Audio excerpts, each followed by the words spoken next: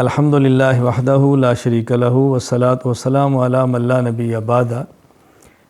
Corona virus کے حوالے سے میں آپ کی خدمت میں 5 باتیں عرض کرنا چاہتا ہوں بڑے اختصار کے ساتھ۔ نمبر 1، مسنون دعاؤں کا اہتمام کریں۔ کسی مریض کو دیکھیں، کرونا وائرس کا ہو یا کوئی اور ہو، اور اس مرض کے اندر خود مبتلا نہیں ہے تو یہ دعا پڑھیں، الحمدللہ الذی عافانی مما ابتلاک بہ وفضلنی علی کثیر ممن خلق تفصیلا۔ اے اللہ تیرا شکر ہے جو بیماری آپ نے اس کو لگائی ہے مجھے نہیں لگائی، اور آپ نے مجھے اس بیماری سے بچا کر اپنی مخلوق کی کتنی قسمیں ہیں جس سے آپ نے مجھے عظمت اور فضیلت عطا فرمائی ہے۔ اسی طرح مریض کے لیے دعا پڑھیں 7 مرتبہ، اسأل اللہ العظیم رب العرش العظیم ان یشفیک۔ یہ 7 مرتبہ پڑھیں تاکہ اللہ تعالیٰ اس کو شفا عطا فرمائے۔ میں نے آپ کی خدمت میں 2 دعائیں تو یہ بتائیں کہ مریض کو دیکھیں یہ پڑھیں اپنے لیے، اور ایک مریض کے لیے پڑھیں، اور 2 دعائیں ایسی ہیں کہ عموماً اس کا اہتمام کریں۔ نمبر 1، اللہم انی اعوذ بک من البرص والجنون والجذام ومن سیء الاسقام۔ اے اللہ میں آپ کی پناہ میں آتا ہوں۔ نمبر 1، برص یعنی جس سے پورا چہرہ بندے کا سفید ہو جاتا ہے، برص کی بیماری سے، جنون کی بیماری سے، جذام کوہڑ کی بیماری سے، اور تمام قسم کی جو بیماریاں ہیں، اے اللہ میں آپ کی پناہ میں آتا ہوں، یہ جو مجھے ان بیماریوں سے بچا لے، میری حفاظت فرما۔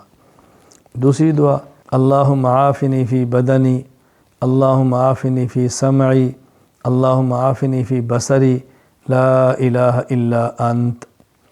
اے اللہ میرے بدن میں عافیت والا معاملہ فرما، یعنی میرے بدن کی بیماریوں سے حفاظت فرما۔ اے اللہ میرے کانوں میں عافیت والا معاملہ فرما، یعنی میرے کانوں کی بیماریوں سے حفاظت فرما۔ اے اللہ میری آنکھوں میں عافیت کا معاملہ فرما، یعنی میری آنکھوں کی تمام بیماریوں سے حفاظت فرما۔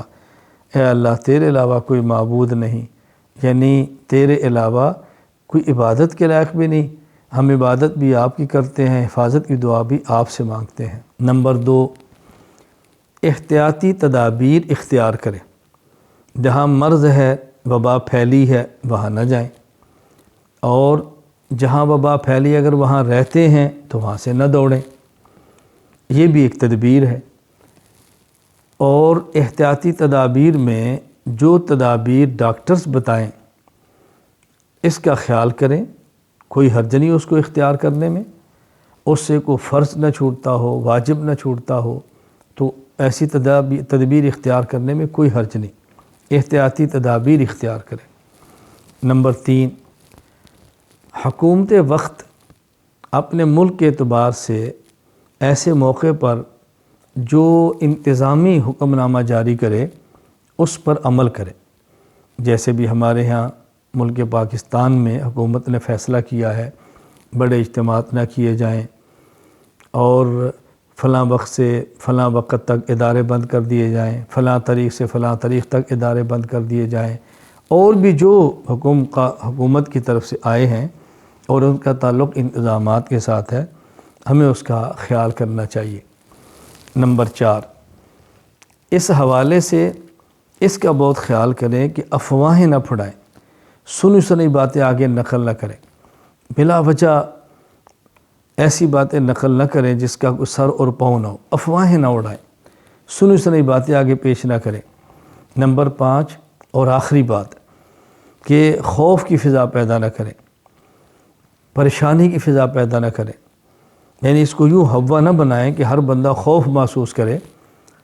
جب ہم نے دعائیں بھی پڑھی ہیں، احتیاطی تدابیر بھی اختیار کی ہے جو ہمارے اختیار میں ہے، ہمیں اللہ پر توکل اور بھروسہ بھی رکھنا چاہیے، اس لیے خوف کی فضا پیدا نہ کریں، اس سے بچیں، معمول کے مطابق اپنی زندگی جاری رکھیں، اور اللہ تعالیٰ نے جو مقدر میں مصیبت لکھی ہے اس نے آ کے رہنا ہوتا ہے۔ اللہ تعالیٰ سے دعا کریں کہ اللہ تعالیٰ پوری امت کو اس وقت اس مصیبت سے نجات دے، اللہ تعالیٰ ہم سب کی حفاظت فرمائے۔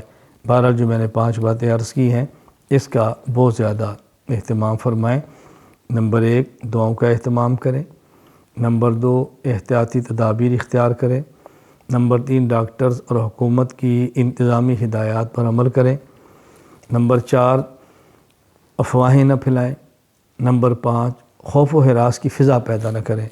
اللہ تعالی ہم سب کی حفاظت فرمائے۔ وآخر دعوانا ان الحمد للہ رب العالمین۔